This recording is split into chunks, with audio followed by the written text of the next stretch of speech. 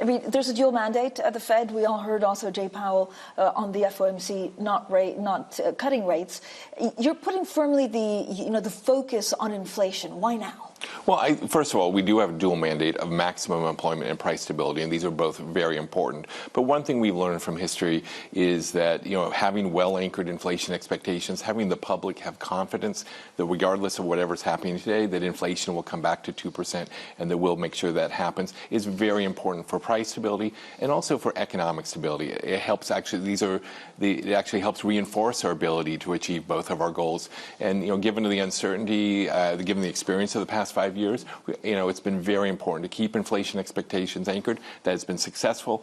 It's really important to keep them that way in the future. But given the uncertainty on tariffs and trade, how difficult is it to even have a projection for inflation in the future? Well, right now, there's a lot of uncertainty about what's happening with trade policy or other policies. So for me, what's important is think through a lot of different scenarios. Right now, the economy is in a really good place in the U.S. Unemployment's in 4.2%. Inflation's 2.3%. The other indicators show we're still a pretty solid economy. So right now we have time. We're in a good place now. Policy's in a good place. Let's collect more data and information about what's happening with trade policy, what's its likely effects on the economy. And then once we have that more information, we can kind of think of, what's that mean for the achievement of our goals in our policy? I know you don't like when people say, look, the Fed seems unwilling, actually, because of inflation, to act preemptively to bolster the labor market. So how would you explain, this contrasting in the future? Well, right now, again, the labor market has proven to be resilient. It's strong, even through the data through April. So what we want to do is really get an idea of what the tariffs are going to be, other policy decisions are, run these through different scenarios, through our models and our analysis, listen to what business and other leaders are telling us, what they're actually doing in response to these policies, and then come to a view of what's happening to employment, inflation, and importantly, the risks to that outlook. So, once we have that better information, we can, assess the situation and make decisions. So it's about getting the information so we understand the direction of travel for the economy and make the best decision possible. But right now, things are still quite in a good place. Yeah, if there's a sharp downturn actually in unemployment, but you're still worried about inflation, does it mean that Fed cuts will have to be quite aggressive quite quickly? It's really hard to speculate on what would you do if this situation happened or that situation. I mean, where we're in a situation, which we could be in, where inflation is higher and unemployment is higher, we need to balance the achievement of both of those goals. We need to take actions that we think will bring the economy back to 2% inflation and achieve maximum employment as well as we can while anchoring inflation expectations. So it really depends on what happens, how do the data change, and also kind of how long the inflationary effects, say, of tariffs seem to be lasting. Right now, we can theorize what may or may not happen. Once we have more information, we see how that's going through the economy, then we can make more informed decisions. Yeah, and I know it's difficult and we don't want to speculate, but the market is speculating. Yes. The market is expecting, at the margin, one cut this year. Are they more or less right?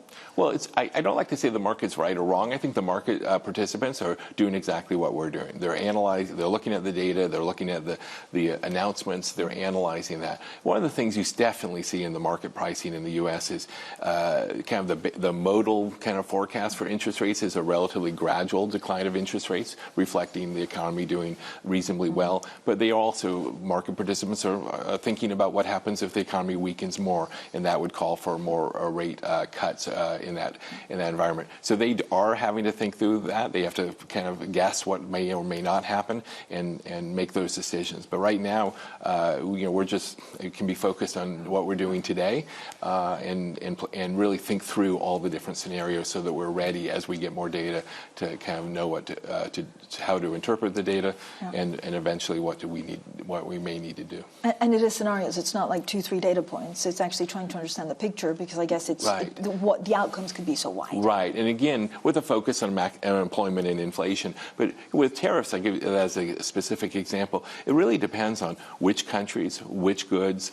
It depends on a lot of different factors. There is no one rule that says a tariff of X causes inflation of Y. So luckily in the Fed and of course elsewhere, we have a lot of experts who have studied this for decades. They've looked at past episodes and done a lot of careful analysis. But one of the things you learn from that is the answer you get depends on how good the information you have. So we're going to have to see, obviously, the trade policies are very much still in flux. So that's changing.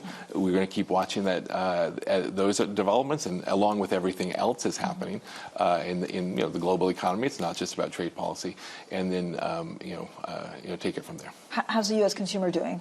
Well, it's interesting. The U.S. consumer never lets us down. I mean, really, there's a lot of predictions of weakness back in 2022 when we were raising rates quickly, that the consumer would finally balk and slow down, and they continue to be consumer spending continue to be good. I mean, clearly, again, this is kind of the line between the hard data and the soft data. The actual consumer spending has held up pretty well, but we are hearing more reports from businesses and others that consumers are starting to pare back some of that discretionary spending.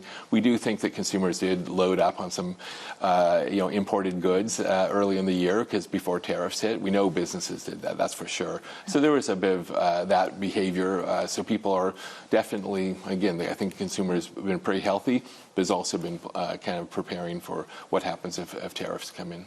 President Williams, I mean, you've done such, really significant work and research on neutral rates.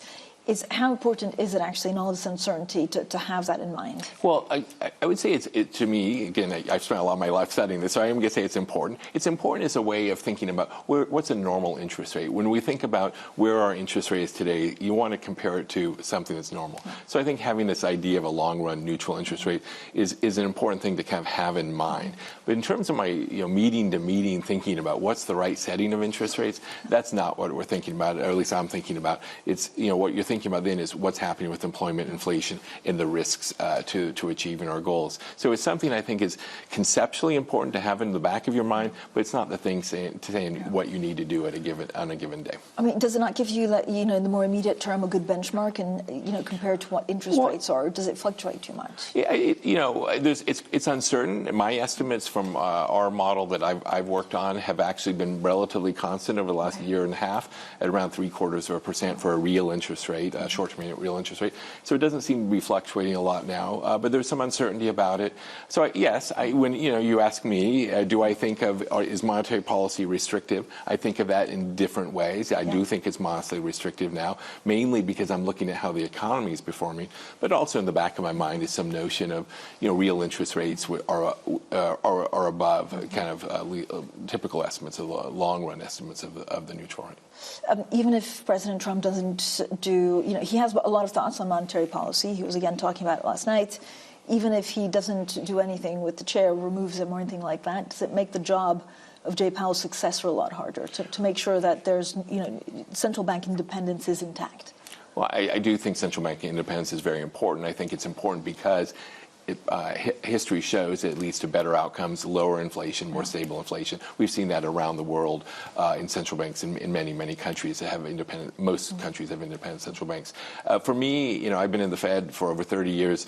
I come to work every day just focus on our mission, maximum employment, price stability, work with people who are choosing to work at the Federal Reserve, bring all of their knowledge and experience to help us do that, along with our other responsibilities. So we're nonpartisan, we're not political. We just do our job as well as we can, and kind of what's happening outside in the political world is not what I'm thinking about. But do you feel internal pressure, or again, not so much? Doesn't actually impact.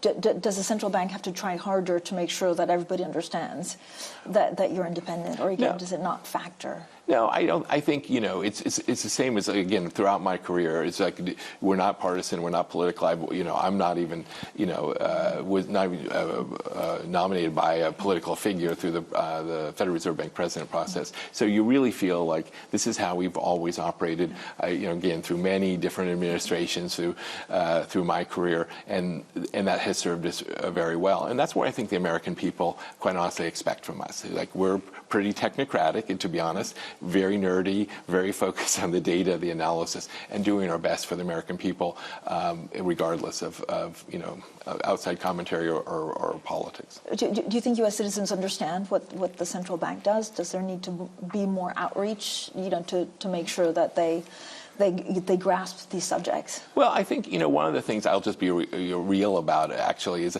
people have lives. They've got family, and they've got maybe people they're taking care of. They've got jobs. They've got a lot of responsibilities. I wouldn't expect people to spend a lot of time thinking about the FOMC meeting and the statements and the minutes from the meeting. I would hope that if we do our job really well, we're taking the concerns about inflation in the future, concerns about is the Fed going to be there to do their job, off the table, so that people, whether you're families or businesses, can focus on the things that's really important for them to get right in their lives, and that our job is to make them not have to worry as much about economic and price instabilities. And so I feel like, in a way, a sign of success is that people are not, kind of so focused in their everyday lives about what we're doing. But we just have to, that commitment just has to show through in our actions and hopefully the outcomes that we're able to achieve.